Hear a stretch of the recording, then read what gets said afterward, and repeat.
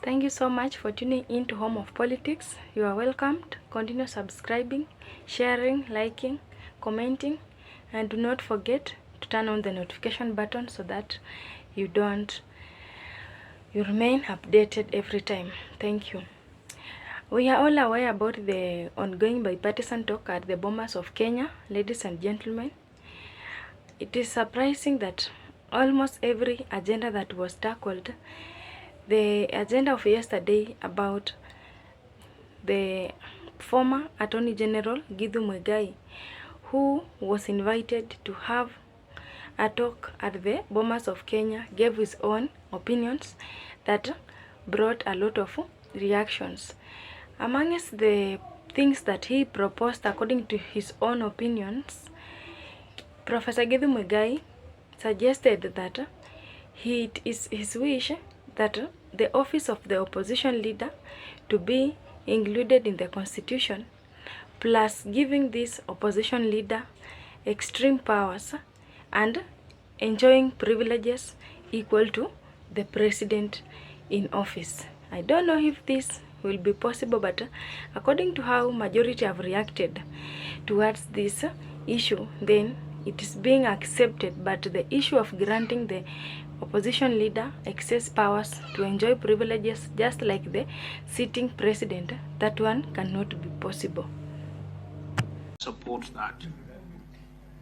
Now, finally, do I oppose the setting up of the office of leader of the official opposition? No, I don't oppose at all. Actually, I think it makes politics neater. It makes politics neater. It keeps this general closer to his troops, or to her troops for that matter. The truth is, in a democracy, the opposition is a government in waiting. And therefore, in fact, the opposition has shadow cabinet ministers. So they should be operating in parliament, shadowing the other cabinet minister, asking them questions that are informed and that help to show that this party, at the next election, they are ready. They are ready to be the government. They are responsible, they are organized, and that is their general there, the leader of the official opposition. And he is accorded all due. In a democracy, the leader of the opposition actually has such high level of security clearance that he is briefed. He is briefed the same way the president is briefed. If there are national security questions, he's briefed. If there are internal threats, external threats, he's briefed. If they are visiting delegations and so on, the leader of the opposition is briefed. So that, and that is why in a democracy, we call it the royal opposition, the loyal opposition. The opposition is not a hostile. It's not a hostile group of people. It is part and parcel of government. It is loyal. The opposition is loyal to the government of the day. Because after the next election, chances are that the opposition will be the government and the government will be the opposition. That's the way it should work. Finally, the Prime Cabinet Secretary, I have no problem with that. I think it is a way of organizing cabinet to make it more efficient, to make it more... I found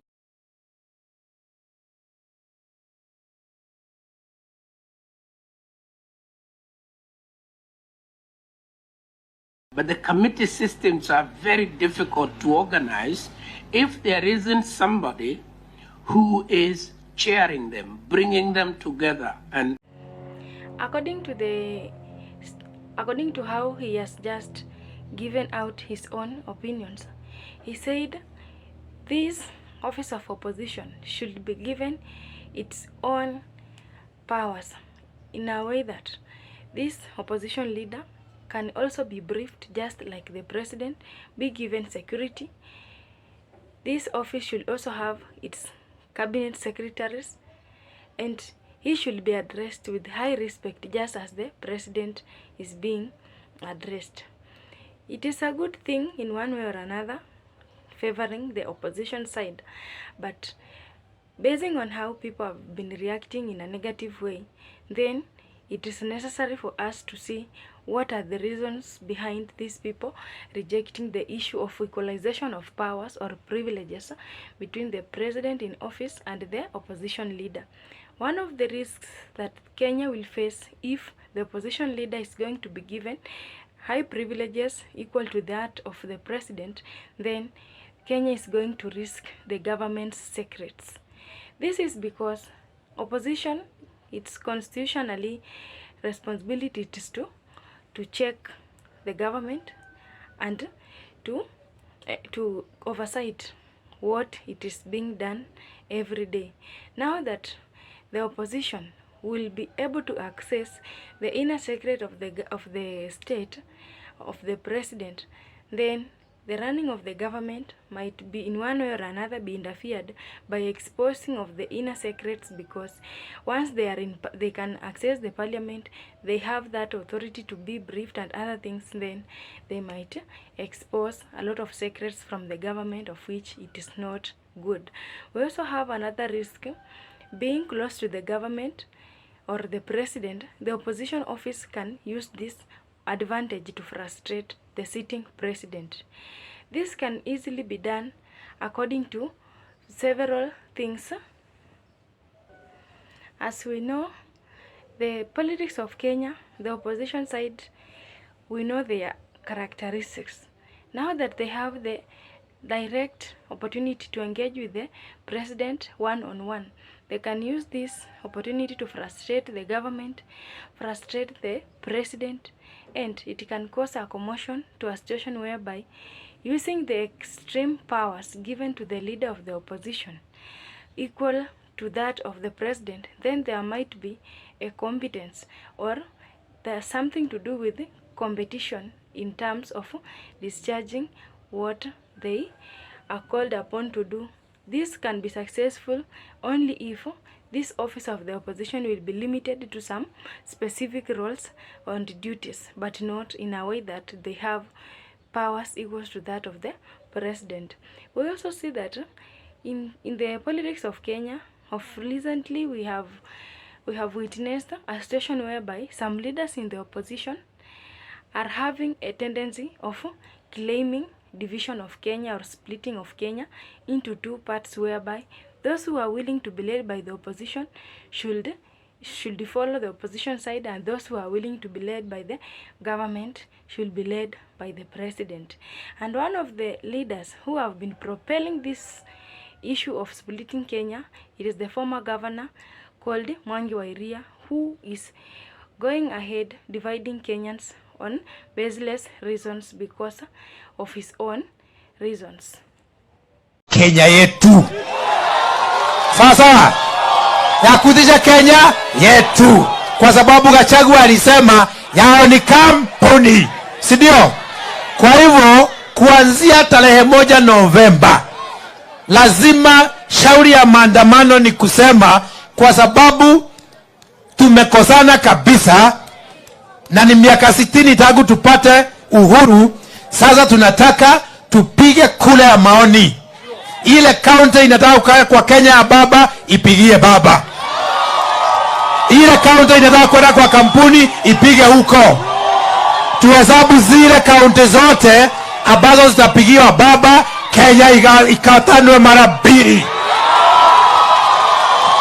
Kenya ya baba na kampuni. Sidio? Tukikosana tufike hapo ili sisi tuwe na bendera yetu. According to Mwigai, he is suggesting a situation whereby a referendum should be tabled. Those who are willing to be led by the president, or those counties which are willing to be with the president, they should vote yes, and the other ones should vote for Raila Odinga.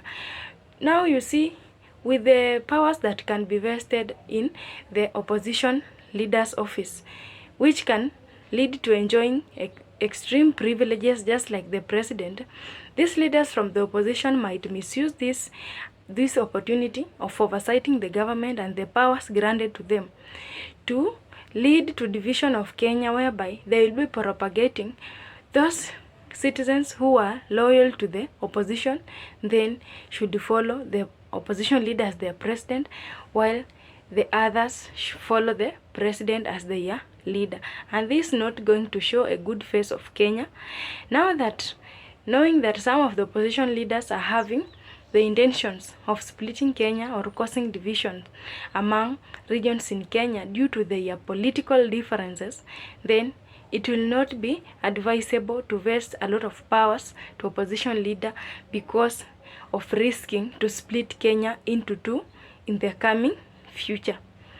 We also see that in Kenya right now we see most of the opposition leaders or members of the opposition do not recognize President William Samoei Ruto as the president of Kenya and do not even acknowledge the government as the government that is ruling right now in office.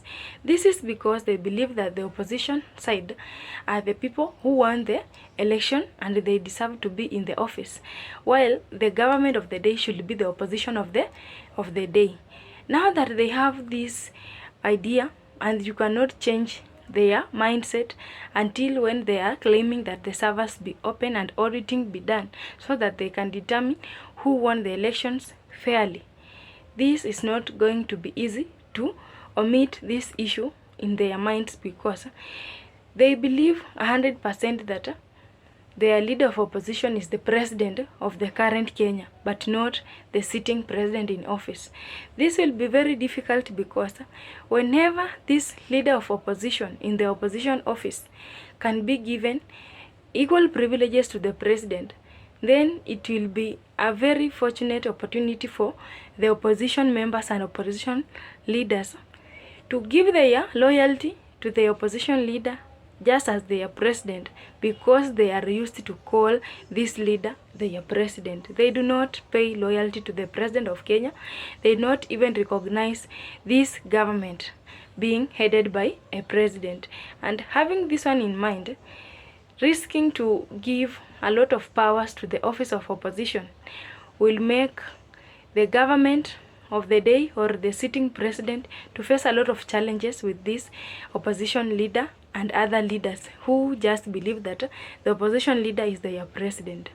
Ladies and gentlemen, we see this professor Githu Mwigai also proposed an issue of reducing numbers of MP and constituencies, which will lead to reducing of the counties in Kenya. And this one will not help so much as he is proposing the office of opposition being given a lot of powers, the office of opposition also having its cabinet secretaries and being run as a government on its own because it's a government awaiting, which can be a government in any time. This is not going to help the burden, the lowering of the burden to the taxpayers, because we see in order for the office of opposition to run, it should be included in the constitution. Its workers, people will work in that offices, should be paid by the Public Service Commission. Still, that one is coming from the tax that Kenyans are paying. We also see that it cannot be run without funds, and it is just compulsory that the government should also chip in funding everything in that office, because money is what is running the world right now.